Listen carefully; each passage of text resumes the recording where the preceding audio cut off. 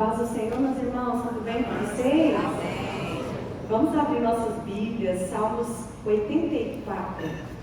Quando você encontra esse texto, Salmos 84, quero louvar a Deus por essa riquíssima oportunidade, para a Deus pela confiança do pastor Batista, pastor Márcia, Deus abençoe vocês, para a Deus pela minha família, o pai e a mãe estão aqui hoje, obrigado. O marido e o príncipe. Vocês encontraram aí? Vamos ler juntos essa palavra. Salmos 94, do versículo 1 em diante. 84, perdão. 84 mesmo. Diz assim, ó, autor desconhecido, a bênção. Quão amáveis são os teus tabernáculos, ó Senhor dos exércitos. A minha alma está desejosa e ardentemente deseja os teus atos. Senhor, o meu coração e a minha carne clamam pelo Deus vivo. Até o pardal encontrou casa e a andorinha ninho para si, onde ponha os seus filhotes junto aos seus altares, Senhor dos exércitos. Bem-aventurados que habitam em tua casa, eles te exaltarão continuamente. Bem-aventurado o homem que tem a sua força em ti, em cujo coração estão os teus caminhos, o qual, atravessando o vale de Baca, converte-o numa fonte, quando a chuva enche os lagos. Vão indo de força em força, cada um deles verá Deus em Sião. Senhor, Deus dos exércitos, ouve a minha oração. Inclina os teus ouvidos, ó Deus de Jacó.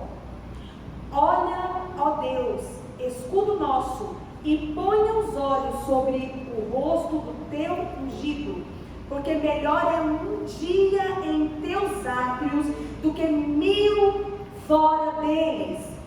Preferiria estar à porta da casa do meu Deus do que habitar nas moradas do ímpio, porque o Senhor Deus é um sol e escudo. Graça e glória dará ao Senhor.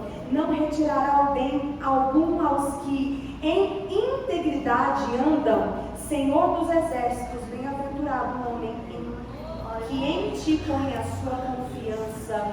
Se como você está, curva sua cabeça, Senhor, eu lhe peço, fala os nossos corações. Senhor, que a tua palavra possa vir com precisão e profundidade. Nos cubra com teu sangue, nós lhe clamamos pela unção que despedaça julgas da noite. Fala aos nossos corações, assim clamamos em nome de Jesus. Amém. Queridos, quando eu refleti esse texto, podeis sentar, quando eu refleti esse texto, o Senhor falou profundamente ao meu coração. Nós vivemos tempos difíceis, tempos desafiadores, onde nosso coração precisa estar alinhado com o coração do Senhor, para que nós não desfalecemos a nossa fé. Às vezes o inimigo utiliza-se de muitas situações contraditórias para minar a fé. E somente aqueles que estão guardados no Senhor, fortalecidos nele, é que vão permanecer até o fim e vão contemplar a vitória completa, mesmo após qualquer situação desafiadora. Primeiro versículo, esse salmista, que é um salmista desconhecido, a Bíblia não relata a autoria, mas o título é a bênção. E qual é o segredo da bênção? Em primeiro lugar, quão amáveis são os tabernáculos, ó Senhor dos exércitos, os teus tabernáculos. No Antigo Testamento, o tabernáculo ele era feito com panos, cortinas, ele tinha placas de ouro, ele tinha todos os utensílios, tinha os átrios, tinha o Santo dos Santos. Nós tínhamos existia toda uma estrutura e um ritual para que cada elemento fosse tocado. Existia todo um modus operandi, era cheio de regras minuciosas que os sacerdotes precisavam atender. O tabernáculo, ele era um lugar onde o Senhor recebia oração, era um lugar que Deus escolheu para habitar, era um lugar que o Senhor se manifestava, que Ele falava, que Ele derramava e aceitava tantas ofertas, quantas orações e louvor. Era realmente a habitação do Senhor. Mas o que é o tabernáculo na nova aliança? O tabernáculo na nova aliança é o nosso coração. Nós somos casa de Deus.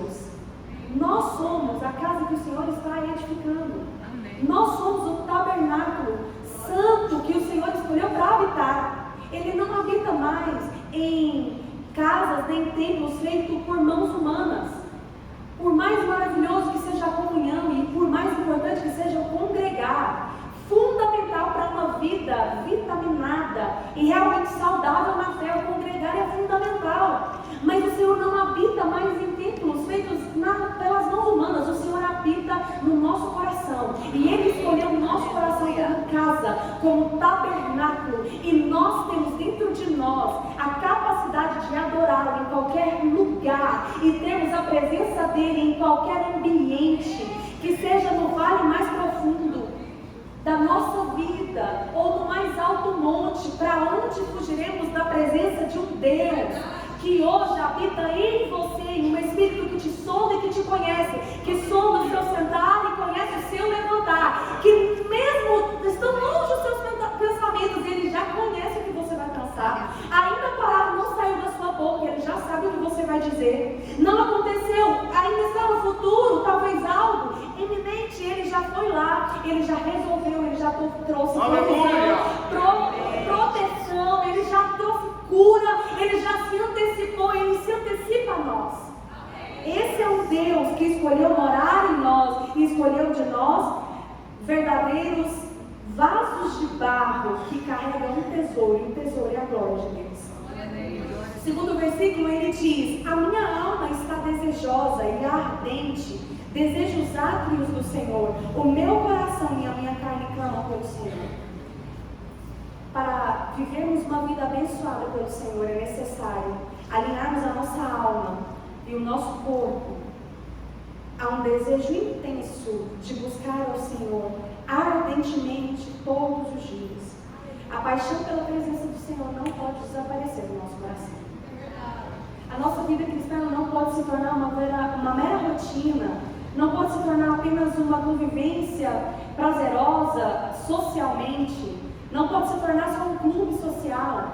Nós temos que entender que a igreja, ela é viva e ela emana as maiores riquezas espirituais que podem existir. A igreja do Senhor é uma representação máxima de autoridade na terra. É verdade. E se nós perdermos de vista isso, nós vamos ficar extremamente decepcionados, porque nós estamos buscando conforto. Quem não gosta, eu amo o amor de Deus. Mas o Senhor não está chamando a igreja dele para conforto. Ele está chamando a igreja dele para confronto, para pegarmos as nossas espadas e guerrearmos com força e vigor, para não perdermos as batalhas que teremos que lutar. Não podemos dormir, não podemos abaixar a cabeça, porque a nossa luta não é contra carne nem sangue, mas contra principados e potestades. O nosso coração tem que estar alinhado com o Senhor e a nossa alma precisa desejar ardentemente os átrios do Senhor. Você já parou para pensar o porquê dessa palavra átrios? Átrio, dentro do tabernáculo, era o pátio central, onde ali se podia oferecer ofertas, oração, louvor. Era um lugar onde o Senhor recebia os seus filhos e recebia a perfeita adoração. Mas átrio, essa palavra, muito antes talvez da ciência e da medicina compreender muitas coisas, ela já está na Bíblia, antes dos médicos delimitarem muitos nomes no nosso corpo humano. E átrio, quando nós pensamos nesse processo do sistema cardiovascular, átrio direito, átrio esquerdo, o átrio é responsável por carregar sangue venoso que sai do coração e alimenta todo o restante de tecido vivo do nosso corpo, os órgãos. O átrio carrega a vida. Aleluia. Você não entendeu? Glória a Deus. O átrio carrega a vida. É a oração. É o seu secreto com o Senhor que traz vida para quem está morto. Oh, glória a Deus. Aleluia. Estar no átrio do Senhor ardentemente.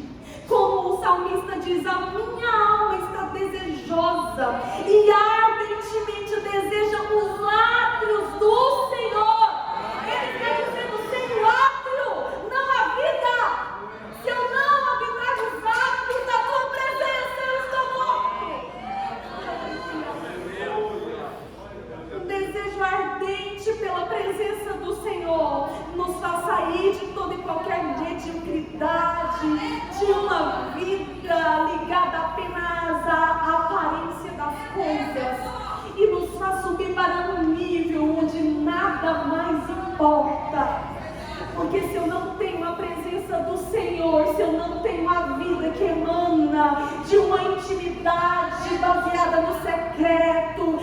não vale a pena respirar.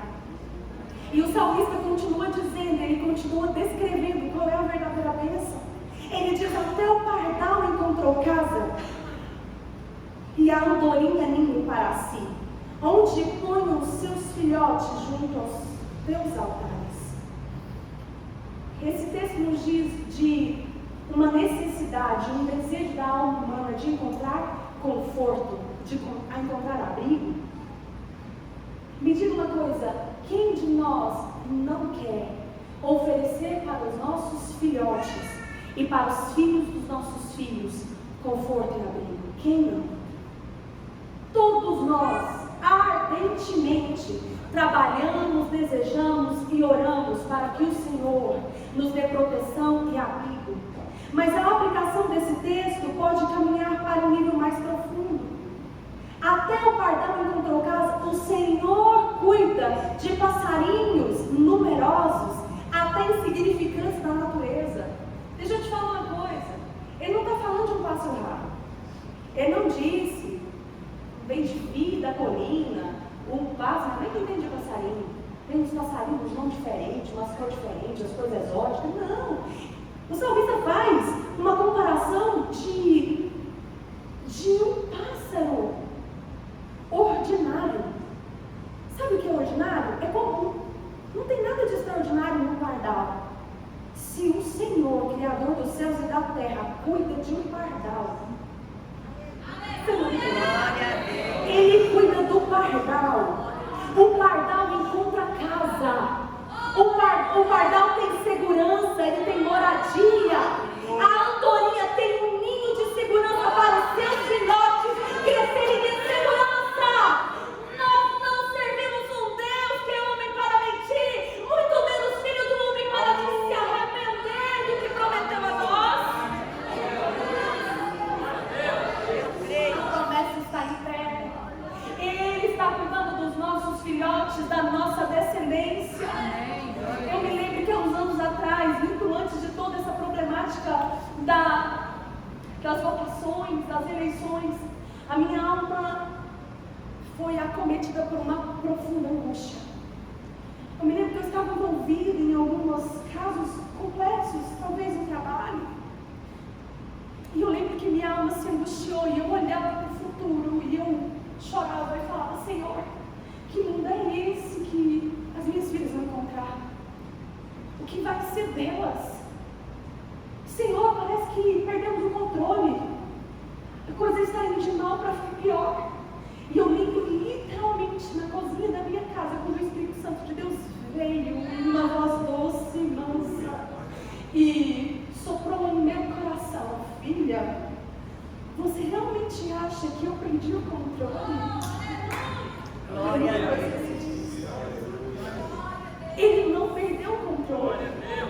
E naquele dia ele me deu um testemunho interior de que ele estava cuidando do futuro das minhas filhas e que não importaria quantos obstáculos elas iriam encontrar. Ele, o próprio Deus, um Deus de aliança, se certificaria de conservar um caminho íntegro para que os pés delas não possam tropeçar em meio à imoralidade deste mundo. Glória a Deus. Até o pardal encontrou casa e a andorinha ninho para si. O que é que o Senhor não pode fazer na sua vida, na sua casa? Tem proteção, tem aconchego, tem moradia eterna para a sua descendência. Em nome de Jesus. O salmista continua dizendo: bem-aventurados, ou seja, felizes os que habitam em tua casa, eles te exaltarão continuamente. Bem-aventurado o homem que tem a sua força em ti, em cujo coração estão os teus caminhos. Amém. Os caminhos do Senhor são muito mais altos do que os nossos caminhos. Os caminhos do Senhor são complexos. A lógica de Deus não diz respeito da lógica humana. É impossível pensarmos em compreender os pensamentos do Senhor. Os caminhos do Senhor são diferentes dos nossos. Esses dias para trás eu estava refletindo sobre como Jesus veio mudar a ordem das coisas. Existia toda uma estrutura religiosa quando Jesus vem. E ele começa a curar um dia que não podia, a entrar em casa dos mais indignos, a dar atenção para os mais desprezados. E o Senhor começa a mudar a lógica humana.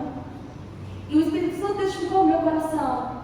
Jesus veio para mostrar que não é a lógica humana que move o céu.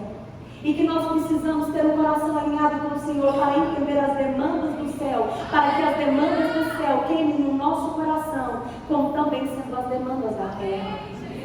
O Senhor veio dizer, os últimos, esses serão os primeiros. Aqueles que são considerados os mais pequenininhos são os maiores.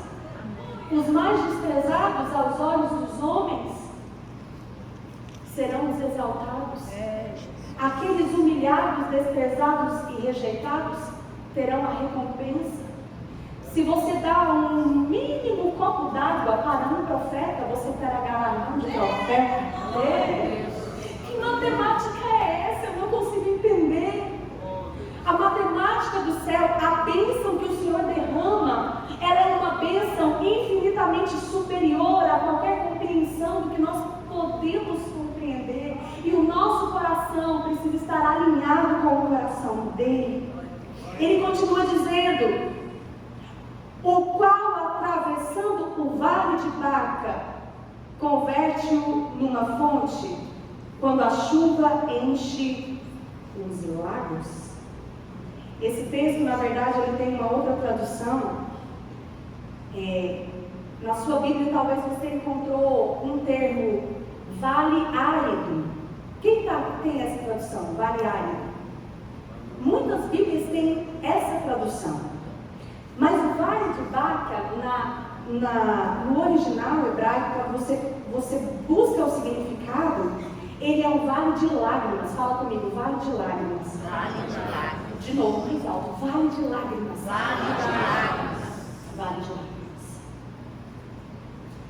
O Senhor está dizendo, feliz o homem que tem a sua força em ti, em cuja coração estão os seus caminhos, o qual, ou seja, esse homem que a força dele está em Deus, atravessando, não é se atravessar, diga para a pessoa do seu lado, não é se atravessar, não é se, é atravessando, vai chegar, é atravessando o vale de lágrimas, converte-o numa fonte, quando a chuva enche os lagos. Eu não sei você, mas quando o Senhor ministrou essa palavra no meu coração, o meu coração se encheu, ao mesmo tempo de alegria, ao mesmo tempo de constrangimento, de saber que nós servimos um Deus tão grande, que quando nós atravessamos um vale de lágrimas, Ele é poderoso para converter esse vale de lágrimas em fonte. Oh, meu irmão, minha irmã, eu não sei qual é o vale de lágrimas que você tem atravessado. Talvez o vale de lágrimas que você enfrenta é um vale de um particular seu com Deus. Conflitos internos da sua alma que ninguém sabe, ninguém. Um vale de lágrimas que talvez a sua esposa não tenha conhecimento, os seus filhos não tenham conhecimento. Um vale de lágrimas que você dentro da sua alma, no seu particular com Deus, talvez não saia mais nem lágrimas aqui ó, no olho, porque já se esgotou. Mas a sua alma chora, porque às vezes você carrega uma dor latente, até mesmo antiga, de situações que vieram assoltar a sua fé. Talvez o vale de lágrimas nasceu por causa de uma rejeição, de um abandono, de uma traição, de palavras críticas.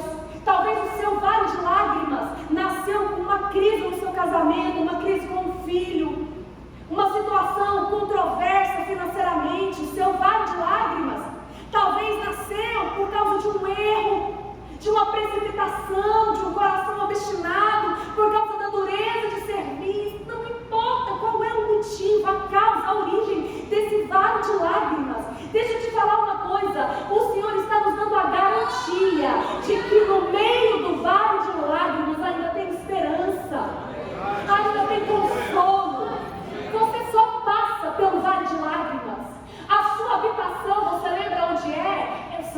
átrios do Senhor.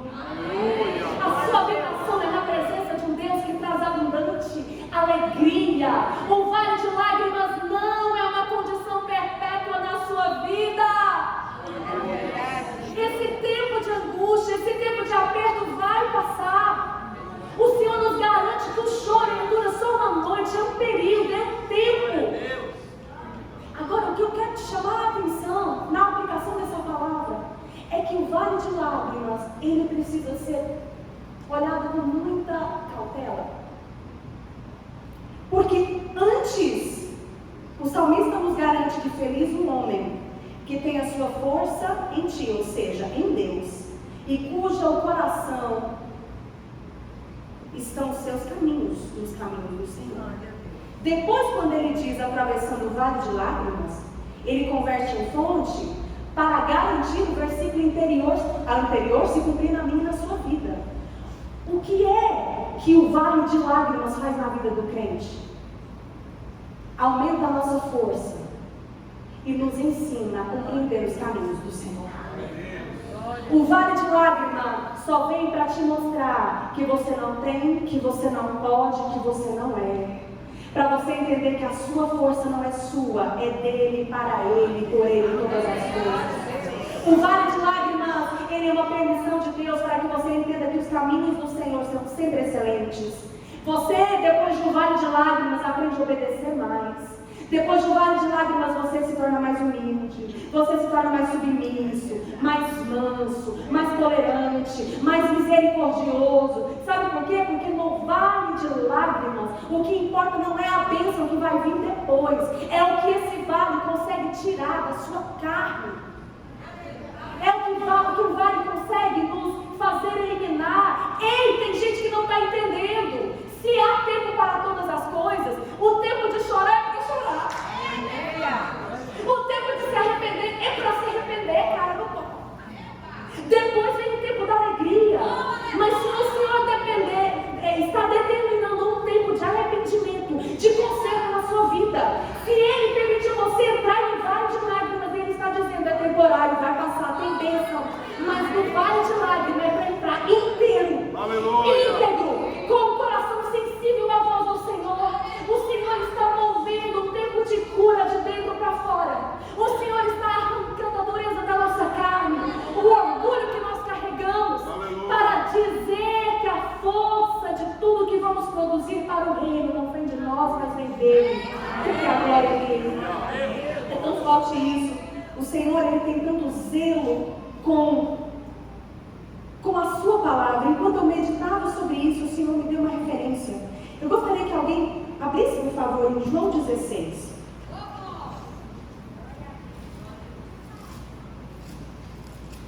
Do 17 ao 22. Olha o que essa referência nos diz. Muito próximo de Jesus ser entregue à morte e começar a vir cruzes. Esse texto nos traz o segredo para a nossa vida, para uma vida de bênção, para uma vida de vitória.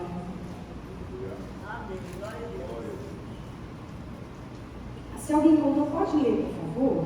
Alguns dos seus discípulos disseram uns aos outros: o que ele quer dizer com isso? Mais um pouco e não viverão, um pouco mais e viverão de novo. E por que voltou para o Pai? E perguntava: o que quer dizer um pouco mais? Não entendemos o que ele está dizendo. Jesus percebeu que desejavam prolongá-lo a respeito disso. Então que lhes disse: vocês estão perguntando uns aos outros o que eu quis dizer quando falei, mas um pouco e não viverão, um pouco mais viverão de novo? Digo-lhes que certamente vocês chorarão e se lamentarão, mas o mundo se alegrará. Vocês se entristecerão, mas a tristeza de vocês se transformará em alegria. A mulher que está dando à luz sente dores porque chegou a sua hora, mas quando o bebê nasce, ela esquece a angústia por causa da alegria de ter vindo ao mundo. Assim acontece com vocês. Agora é a hora de tristeza para vocês, mas eu os verei outra vez, e vocês se alegrarão, e ninguém lhes tirará essa alegria. Aleluia! Nessa referência, Jesus está dizendo: meus amados discípulos, meus filhos queridos, estejam atentos para discernir a hora de chorar e a hora de se alegrar. Estejam atentos para discernir qual é o período breve de uma dor de parto, para que nasça algo maior, para que nasça algo melhor. Na hora que a mulher está no ápice da sua dor, ela é tomada de tanta angústia que talvez ela não consegue pensar na alegria que aquele filho vai trazer, ela só quer se livrar daquela angústia, daquela dor. Assim somos nós quando somos colocados na olaria do Senhor, no particular dele conosco, no amassado do barro, é extremamente desconfortável. Mas o Senhor está dizendo: estou forjando em você força. Diga comigo: força. Força não de aparência, medíocre de vigor externo. Não é só um corpo robusto, é uma mente alinhada com o céu, é um coração manso e humilde como o de Jesus. Um coração tão manso e tão humilde, pronto para, se preciso for, sofrer perseguição e morrer por causa dele. Glória a Deus. É tão interessante como Jesus diz: um pouco mais e não me vereis, e outra vez um pouco e ver-me-eis. Na verdade vos digo que vós chorareis e vos lamentareis, e o mundo se alegrará. Todas as vezes que um crente passar por algum período de angústia, que seja na sua vida particular, ou que seja de maneira coletiva, Satanás sempre levantará pessoas para escarnecer da sua fé. Se vai se alegrar com a sua derrota, se alegrar com a sua aparente aflição. Todas as vezes que nós fomos provados, o mundo se alegra. Todas as vezes que nós fomos perseguidos, o mundo se alegrará. Porque o mundo não tem o Espírito de Cristo, o mundo tem o Espírito do maligno. E nós precisamos compreender essa verdade. E vós estareis tristes, e a vossa tristeza se conservará em alegria. A tristeza do crente ela é passageira. A nossa tristeza ela será convertida em alegria. Quem nos prometeu foi o nosso Cristo. Aleluia! Glória a Deus. E no final ele diz assim: também vós, agora na verdade tendes tristeza, mas outra vez vos vereis, e o vosso coração se alegrará, e a vossa alegria ninguém vô-la tirará. Ou seja, a vossa alegria ninguém poderá tocar. A alegria que o Senhor coloca no coração de um crente é uma alegria eterna. É uma alegria que vai além das circunstâncias. Como o pastor ministrou no domingo, perplexos sim, sem entender, jamais desanimados. Desanimados não! Perplexos, sem compreender a situação sim, desanimados não. A palavra do Senhor que emana vida nos diz nesta noite que o vale de lágrimas precisa acontecer para que nós possamos ter a revelação do que há no nosso coração. Existem impurezas em nós que só pode ser retirada com o auxílio do fogo, da provação.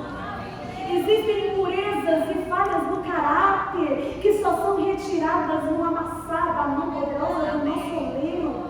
E o Senhor está dizendo: mas esse não é o fim. O vale de lágrimas não é o fim da sua história. A história continua e a bênção é completa.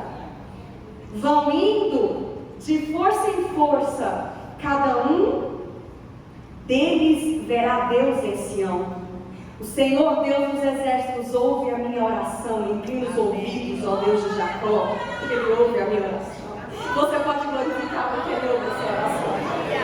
Olha, ó Deus, escudo nosso, e põe os olhos sobre o rosto do teu ungido, porque melhor é um dia nos teus átrios do que 1000 fora deles. Preferiria estar à porta da casa do meu Deus do que habitar nas moradas do ímpio, porque o Senhor Deus é um sol, Ele é o nosso sol de justiça e escudo, graça e glória dará o Senhor, não retirará o bem algum aos que em integridade anda.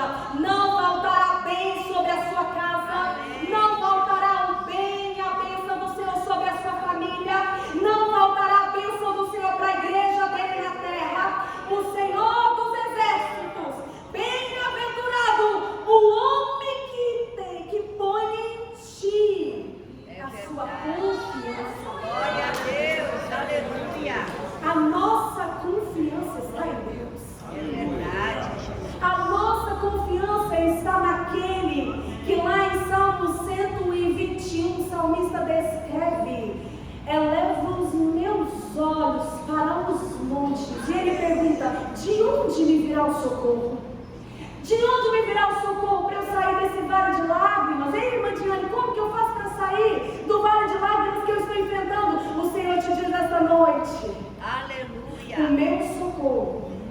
vem do Senhor, que fez os céus e a terra. Se Ele cuida de pardais, pássaros insignificantes, quanto mais valor tem seus filhos e filhas, criados e obra plena das suas mãos. Queridos, vamos resgatar no nosso coração a confiança no nosso Deus. Assim como Abacuque declara: ó Senhor, aviva a tua obra no meio dos anos a notifica. E ele diz: porque ainda que a figueira não floresça, ainda que a oliveira minta, ainda que não haja mantimentos, ainda que falte gado, ainda que nós sejamos pegos de surpresas por calamidades, ele começa a descrever os ainda que.